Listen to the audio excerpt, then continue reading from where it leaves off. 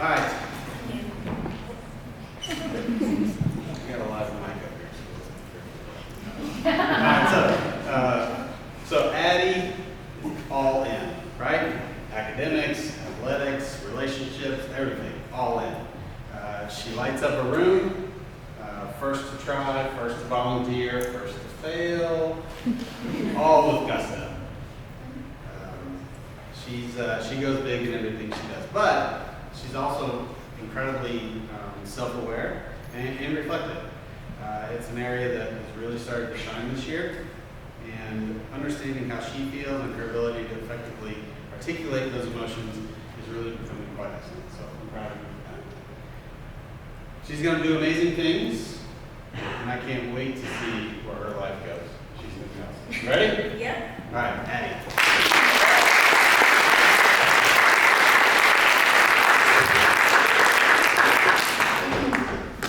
We cry goodbyes because we know, deep down, that the person who comes back to us isn't the same as the person who left us. Now, I know this quote may seem incredibly sad, but I found that life can be pretty sad at times, so I tend to look for the good in something bad. For me, this quote symbolizes change. Change used to be something that I was uncomfortable with, that I thought I never would. I'm a person of routine, but as I've gotten older, I've found that change is the most stubborn part of life. It happens whether you like it or not. So, I've combated this change with a sense of pride. Even though it's sad in the moment and it might not ever be the same again, it could turn into something to look forward to because nothing changes without change. Sports have always been a gigantic part of who I am. I started my first sport when I was 10 months old and I didn't stop until 11 years later. I've done gymnastics for the majority of my life thus far. I lived and breathed it. But the thing about gymnastics is that at some point, you have to decide if it turns into a lifetime commitment. And that wasn't necessarily something I wanted. They tell you in gymnastics that it's 40% physical and 60% mental. And if anyone here is planning on doing gymnastics, I recommend you take the time to expand your mental capacity for the stress and anxiety that comes with learning how to do your Jenga. I truly love gymnastics. It was the only thing I knew. But as I got older, I found that I had to choose between having a social life or just making it through a week at the gym. I was at the gym for around 20 hours a week, going between 3 days of 5-hour practice, open gym, and privates. But as I got older, I realized I lacked connection with being good friends with the people at my school. So it came down to deciding if I was going to continue this sport that I knew like the back of my hand, or if I was going to try something scary and new. That took debating. For some reason, I kept landing upon excuses why I should continue doing gymnastics, even though at this point it felt like work. I didn't enjoy it like I used to. To be honest, the only things I truly enjoyed were my teammates and the event I was better at everyone else at, vault. I remember the day it came down to making my decision. I cried a lot, not because I had to let go, but because I knew it would never be the same again. Fast forward 2 years, I started playing field hockey and lacrosse, creating tighter bonds with friends, and realizing gymnastics wasn't the only thing I was good at. I mean, it was kind of my cards to be a good athlete since both my parents were youth athletes. It was in my genes. And now I can say I'm no longer afraid of the unknown when it comes to trying new sports. I've tried camps and new sports entirely, such as basketball, which let's say wasn't a success. Some people break the rim by dunking. I break it with my free throw. In the end, I'm grateful for knowing that my push away from what I knew pulled me in the right direction of parts of who I am now. I always knew I was special, but that isn't always in the right ways. I struggled growing up learning how to read and write and even do math. There was a point in my life I convinced myself that I was really good at math, just to be disappointed when I found out I was in the standard math class the next year. Around 4th grade, I was told I was going to be taking these tests. I remembered the giant, scary medical building that I'd imagined was the site of multiple murders and maybe even an episode of Grey's Anatomy. Now, if you asked what happened in that building, I could not tell you a single thing. But I remember I got to skip school as a 4th grader, which was pretty cool. Now, the next year, it's 5th grade. I was told I was going to get to go to this place called CLA, which is in the heart of the middle school, and a very terrifying walk for a 5th grader. A very small group of us went, none particularly my friends at the time, but soon would become very dear to my heart, and people I'm still close with to this day. On the first day, I learned that help was at the palm of my hand anytime I needed it. I'd be there to take tests and do my study halls, with special privileges that come with it. I don't think I understood why I was in CLA until halfway through that year, but I was told I was dyslexic. Now, I didn't take this as information like it was earth-shattering or anything. I kind of just looked at it as something that came with me in CLA. It's still like that to me to this day. It was never a bad thing. CLA has become a place of comfort where I associate doing my work. My teachers are friendly faces, Mrs. Freitag, who I knew from lower school, and then Miss Seymour, someone I didn't know super well, but had so many connections to. Her oldest daughter, Isabel, was my senior buddy, and her oldest son, John, is one of my brother's best friends to this day. Mrs. Seymour is one of the reasons I enjoy CLA so much.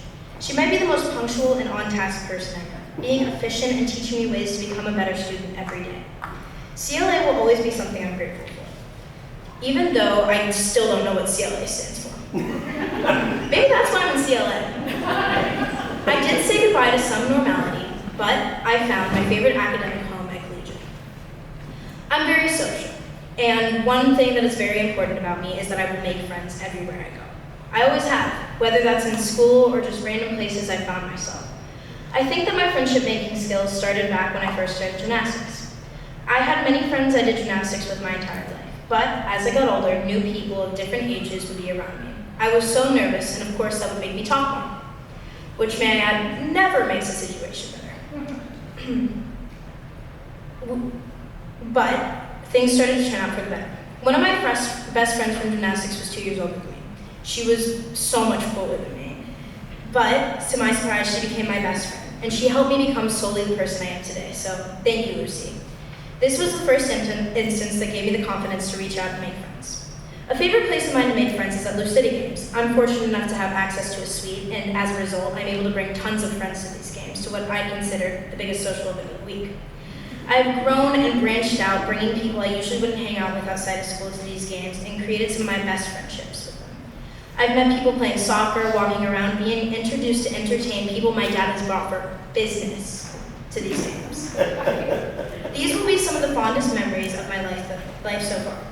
I can't wait to make more memories of getting strawberry limeades, talking to new people and celebrities, getting earlers, everyone crowded in the suite because it's pouring down rain outside, and of course watching Owsley walk backwards into a car because he's too deep in conversation to pay attention. In total, I think I've only watched an hour of soccer over the past 4 years going to these games. After all, I never said I was there to watch. The memories and connections I've gained from City Games have been better than any soccer match I think I've ever been able to see. Another way that I've made friends is through sport. I love the sports I play and the people I meet playing them. I've made friends playing limbo in the midfield during a lacrosse game, randomly complimenting people's shoes, or chatting up my opponent before the draw. There's a ref in indoor lacrosse who knows I'm notorious for making friends. What can I say? It's what I do. Because of my ability to branch out, I have met so many different people in so many different grades, such as Chandler, Mary, and B, who have helped me grow so much and are some of my best friends to this day.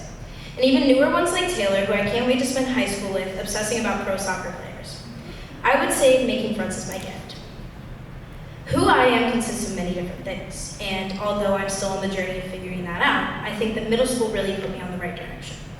I found through the past few years, I've gone through ups and downs and made mistakes and cried about them all. But in the end, I found I've moved on and changed. This is why I'm here before you today. Whether you've known me since JK or have just met me, my positivity is something that will keep me going. For example, once I was stuck in an airport for 15 hours with my friend. Our flight had been canceled and we'd been there since 6 a.m., which would later turn into midnight. We were sitting on the edge of a baggage carousel. It wasn't moving. I couldn't tell you what he was doing or what I was doing, but I remember him turning to me and saying, "How could you stay so positive right now? We've been at the airport for forever and we may not even make it to spring break." I don't know why that sentence resonated with me so much, but I truthfully believe I responded, "I think it's just something that feeds me as a person. I will always try to put my best foot forward when it comes to the people in my life, regardless of the moment. Staying positive is something I'm most proud of about myself." My grandfather once said, "The greatest gift that we are given in life is the power to make others dance." And while this is not my quote, it is something I keep in mind. I've made a lot of mistakes when it comes to academics, friends, or even family, and I've learned from them all. Middle school has taught me that if something has become an issue, the only way to get through it is by getting through it. I think that that's called grit. I learned that making mistakes is okay because I can learn and fix them if it happens again in the future. So at the end of the last 14 years, I still know there are people waiting to meet me, things waiting to be learned by me, places waiting for me to step foot in them. There is so much awaiting my arrival of the unknown parts of who I am and what I will become. It seems every day I'm finding out more. So, we cry goodbyes because we know that the person deep down, because we know deep down the person who comes back to us isn't the same as the one who left us. I've cried a lot, but I've also laughed, smiled, and welcomed so many new beginnings from when things have gone astray. It's the good things that come from the bad that make my life best. Dedications. To my family, thank you for being supportive and loving. I know I can be a bit much at times, so I thank you for having patience with me. To my dad, thank you for always making me laugh and always offering me help with my homework, even though I know you only know how to do history. Thank you to my mom for teaching me good work ethic and always being there for me, even though you say I don't have grit a lot.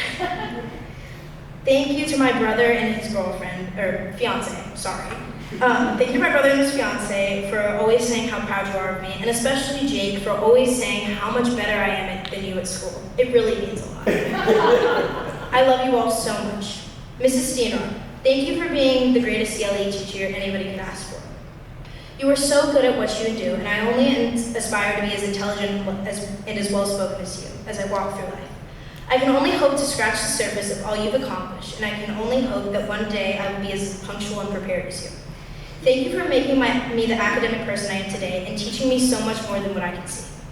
Patrick, thank you for being there for me. The greatest gift was getting to know you better this year. And even though you couldn't make it today, I know you're watching this, and I'm gonna make you tell me what you thought about it later. Your dry humor is something that will always make my day. I feel like you're someone who's so much like me, yet so very different. Thank you for caring about me and always talking about F1 with me.